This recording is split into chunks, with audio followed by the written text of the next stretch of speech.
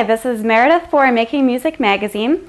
In this clip, we're going to be reviewing our bow hold. We're going to talk about tightening and loosening your bow. And we're going to talk about some different bowing techniques from when you're first starting to play the violin.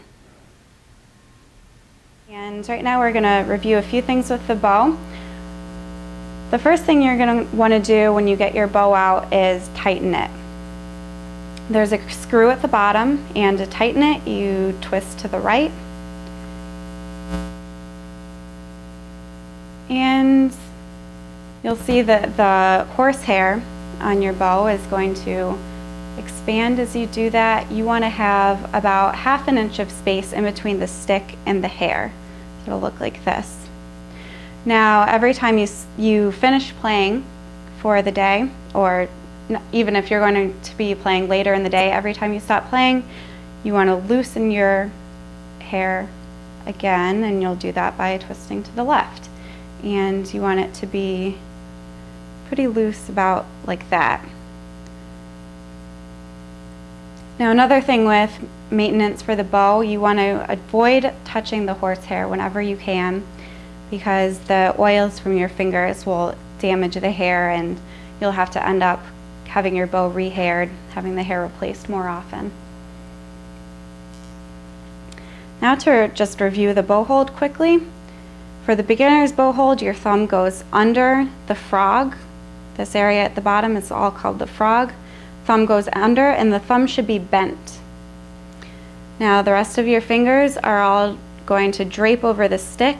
Your ring finger should hit the round button, and your pinky should be curved and sit on top. It might be difficult to get used to the feeling of having your pinky curved, but it's really important, so try to keep an eye on that pinky. Keep it nice and curved. All right.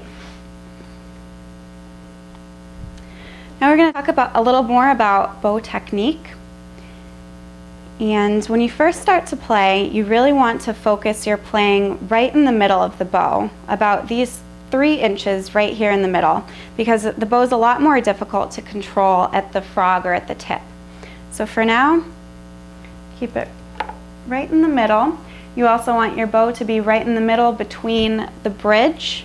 So this is the bridge and this is the fingerboard. And you want your bow to sit right in the middle there. Now we're going to talk about string crossings, and a string crossing is any time you move from one string to the other.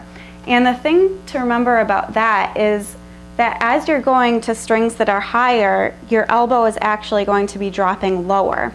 So for example, we'll start on the lowest string, which is the G string. And then if you want to go to the D string, your whole arm and your elbow are going to drop at the same time. See this motion again? You're not just dropping your elbow like this, you're dropping the entire hand and arm to go to the D string. Then drop it more to go to the A. And for the E, your arm will actually be almost close to the body. So try doing these string crossings. Try to get a nice smooth sound and a lot of connection with your bow.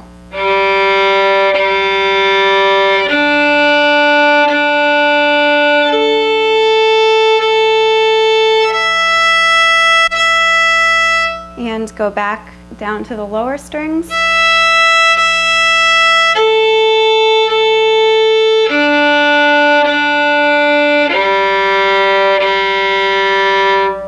Now, one more thing just to mention in terms of the bow is some terminology.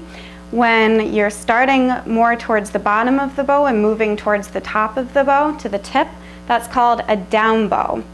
And we get that name because the bow is coming down closer to the ground as you draw it across the string.